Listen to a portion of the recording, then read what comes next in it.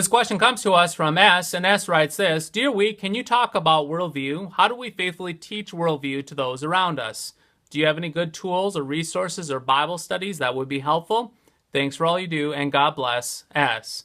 S, great question. When it comes to worldview, a worldview is the lens, yes, the lens in which we view the world and reality around us. Now, it won't take much to realize this, but there are all sorts of different worldviews at work in our culture. All you have to do is go ask your neighbor or a group of individuals what they think of a particular subject in our culture and news, and you will find out real quickly that there are all sorts of different ways to view that reality.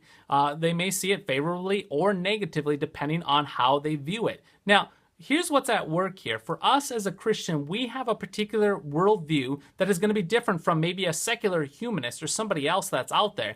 The reason why is our worldview as Christians is actually shaped and formed from something called the Scriptures, right? The Bible. The Bible, yes, the Bible indeed shapes and forms the way that we view reality. It's like this. I have some glasses here that I obtained a while back, and these glasses are a result of a doctor writing a prescription on a sheet of paper, some numbers on a sheet of paper. Then I took that sheet of paper, that prescription, gave it to another individual, and then they shaped and formed these lenses according to those numbers, those doctor numbers on that sheet, in order to give me the lens in which I then view reality. That's the same thing for us as Christians. Our worldview is shaped and formed by the Scriptures as our source of authority. And then through these lenses in which we view reality, the way that we view sin, the way that we view this world, how we view life everlasting, all these things, how we view, then will shape and form how we practice, how we respond, what we do, our piety as Christians. So let me give you a good example how this is actually working right before you, and you may not even realize it. Right here I have our Bible, which obviously is at the very core of our churches, the God's Word as our source of truth.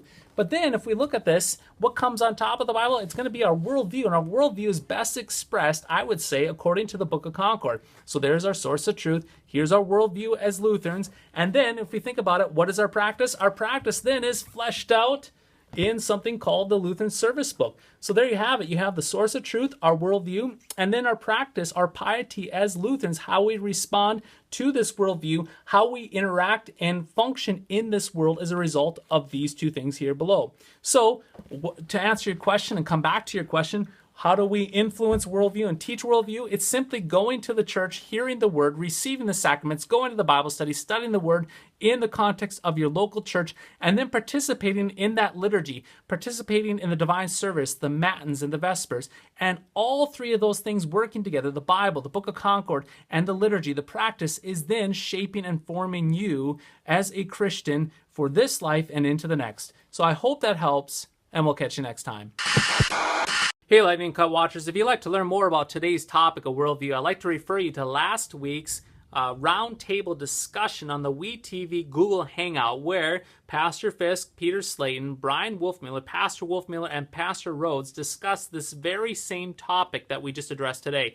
Peter's going to put the link below. Check it out. The roundtable discussion, the Google Hangout with those guys. Wonderful stuff. You won't be disappointed.